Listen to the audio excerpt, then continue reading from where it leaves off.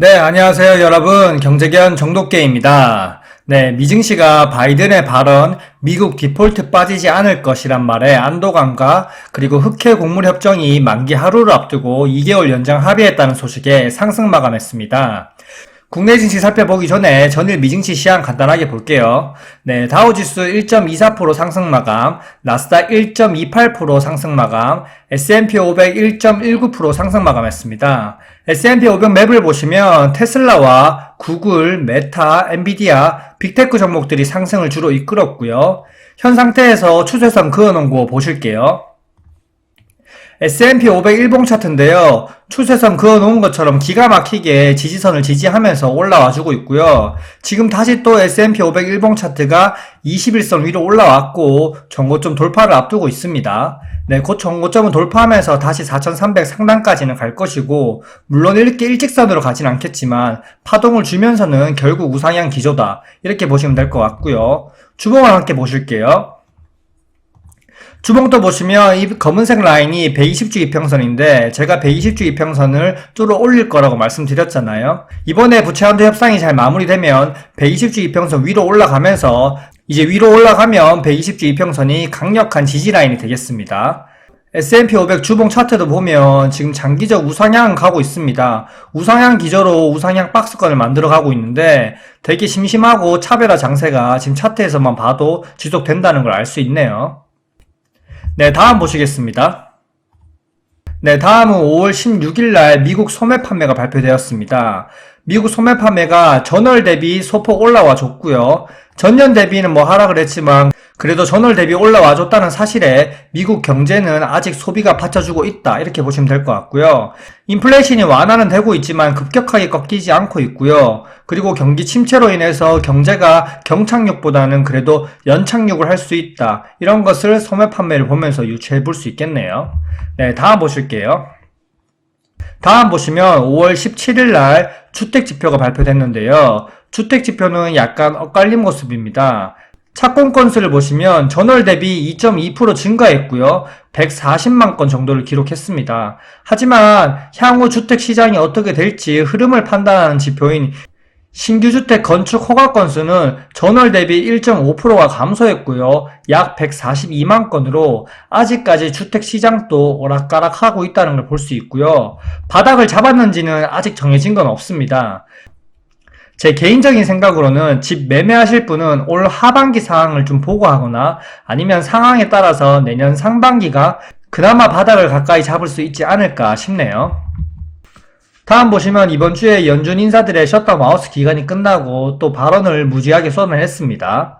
레피엘 보스트 애틀란틱 연은 총재는 24년이 되기 전까지 금리 인하 생각도 하지 마라. 이런 좀 매파적인 발언을 좀 세게 했고요. 닐 카시카리 연은 총재는 인플레이션이 내려오기 시작했으나 여전히 너무 높고 노동시장도 여전히 뜨겁고 인플레이션 목표치 2%죠. 2%에 도달할 때까지는 갈 길이 멀다고 언급했고요. 그리고 오스틴 굴비스 연은 총재는 금리 인상이 여전히 경제에 영향을 미치고 있다는 점에서 정책 결정에 신중할 필요가 있다고 언급했고요. 그나마 매파적이지 않은 발언을 해서 다행이고요. 로레타 메스터 이분은 계속 매파적인 발언을 하고 투표권도 없는데 크게 신경을 안 써도 되는데 한번 보시면 금리 인상 중단 지점 아니다. 역시 신경을 쓰지 않아도 될 말이니까 지우고요. 자, 토마스 바킨 리치먼드 연은 총재는 6월 금리 결정은 지표에 달렸다. 일단 연준 인사들은 매파적인 발언을 해야 하고요. 금리 인상이 거의 끝났고 동결이 확실시되고 있는 상황에서 인플레이션이 생각만큼 크게 떨어지지 않고 있으니 당연한 거고요. 하지만 여기서 금리를 더 인상하면 또 은행 리스크를 불러올 수가 있어서 쉽지 않은 상황이고요. 금리 동결에 계속 무게가 기울고 있습니다. 여기 연준 인사들 발언에서 어느 정도 맞는 것은 오스틴 굴비스 연은 총재와 토마스 바킨 리치먼드 연은 총재의 발언이 어느 정도 맞다고 볼 수 있고요. 앞으로 나오는 지표들에 따라서 당연히 금리 결정이 되어야 하고요. 바로 패드워치 한번 보실게요. 네, 패드워치 보시면 지금 금리 인상 동결안이 73.2% 그리고 25bp 인상하자는 안이 26.8%입니다. 계속 왔다 갔다 거리고 하고 있지만 금리 동결이 가장 유력할 것 같네요. 네, 다음 주요 뉴스 한번 보실게요.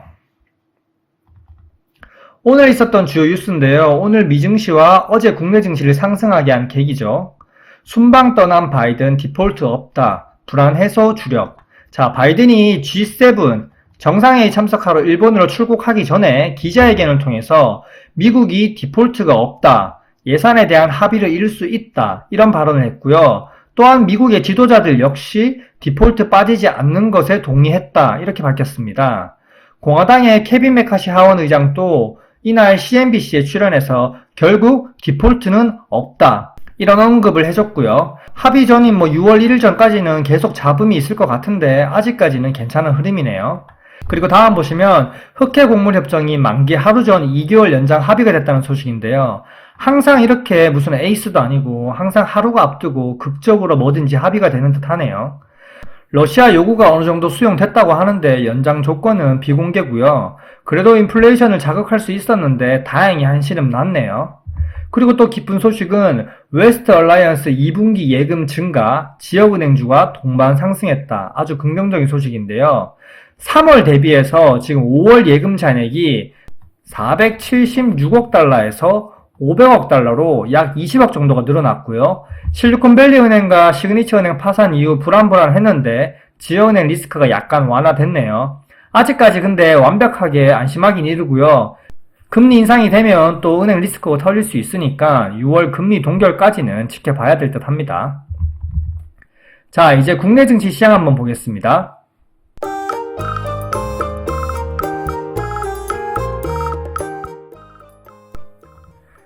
네, 국내 증시 시장 종합 보시면 어제에 이어서 오늘 역시 국내 증시가 소폭 상승해줬고요. 상승 종목수가 하락 종목수 대비 약간 많았고요. 코스피는 0.83% 상승 마감, 코스닥은 0.2%대 상승 마감했습니다. 양 시장에서 보시면 코스피는 지금 외국인이 계속 매수를 하고 있습니다. SK하이닉스, 삼성전자, 현대차 등 계속 매수하고 있고요. 코스닥은 지금 외국인과 기관이 어제는 쌍끌이 매수를 해줬는데 오늘은 소폭 차익 실현을 해줬네요. 지금 원달러 환율은 1334원이고 부채한도 협상이 잘 이루어지면 다시 내려갈 거고 만약에 또 삐그덕 거리면 다시 또 올라갈 겁니다. 지금 신용장고 현황을 또 한번 보실게요. 신용장고가 지금 계속 흘러내리고 있거든요. 신용장고 현황 보시면 지금 5월 17일 기준으로 18조 3,800억 정도입니다. 어느새 18조 원 초반까지 내려왔고요. 지금 20조 4천억 원이 4월 24일인데 거의 2주 만에 거의 2조가 털렸습니다. 시장을 상승시키는 게 아니고 계속 흐지부지하게 움직이고 하루에 0몇 %씩 움직이니까 신용잔고가 계속 털리고 있고요. 그리고 코스닥에서 신용잔고가 되게 높았던 2차전지 관련주 섹터들이 계속 내려오고 있어가지고 신용잔고도 역시 계속 털리고 있습니다. 신용잔고가 털리고 있는 것은 증시에는 장기적으로 좀 긍정적인데요. 단기간 신용 쓰신 분들은 좀 마음이 아프실 텐데 리스크 대비를 꼭 한번 하시기 바랍니다. 다시 한번 차트로 돌아가서 볼게요. 네, 코스피 일봉 차트인데요. 코스피 일봉 차트 보시면 코스피는 일봉상에서 61선, 이 부분이 61선이거든요. 61선을 테스트하러 갈 것 같다고 저번주 목요일 시황 브리핑에서 말씀드렸는데 그대로 61선을 테스트하고 다시 약간 반등해 줬고요. 주봉 보시면 지금 60주 이평선, 이 라인이 지금 60주 이평선이거든요. 60주 이평선과 20주 이평선이 맞닿으면서 올라와 줘야 되는 이 자리를 꼭 지켜줘야 된다고 말씀드렸는데 주봉상에서 이 자리를 꼭 지켜줬습니다. 그나마 다행이고요. 주봉을 보시면 지금 이쁘게 파동을 그리면서 올라가고 있습니다. 특히 우상향이 천천히 되면서 이번엔 다시 또 박스권 상단으로 가면 2600포인트 부분이 되겠죠. 그 부분에서 다시 또 박스권 하단으로 떨어질 겁니다. 다시 일봉 보실게요. 다시 일봉을 좀 확대해서 보시면 오늘 갭 상승으로 20일 이평선 위에서 마감해 줬는데요. 아직 이 갭 부근을 메울 수 있기 때문에 부채한도 협상이 될 때까지는 보수적인 매매를 진행해야겠고요. 2225포인트 2225포인트를 돌파를 하고 하락 시에 21선 이 라인을 지켜주는지가 체크 포인트입니다. 네, 코스닥 바로 보실게요.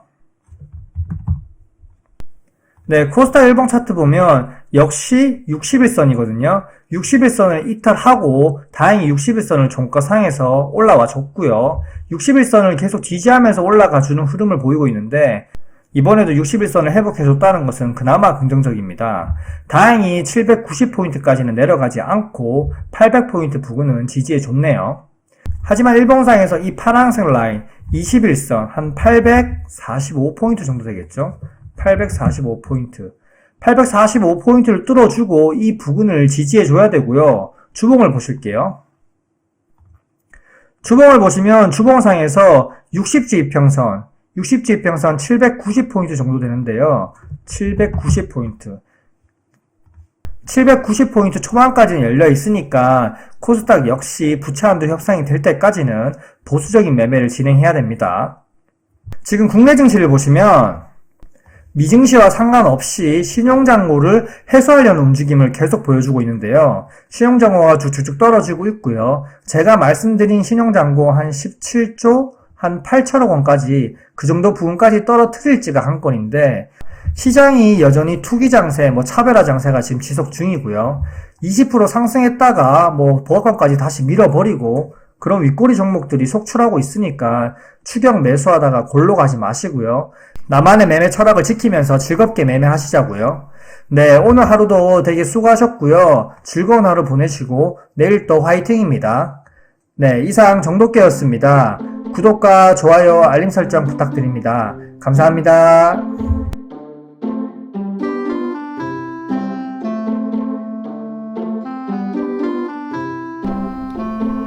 와이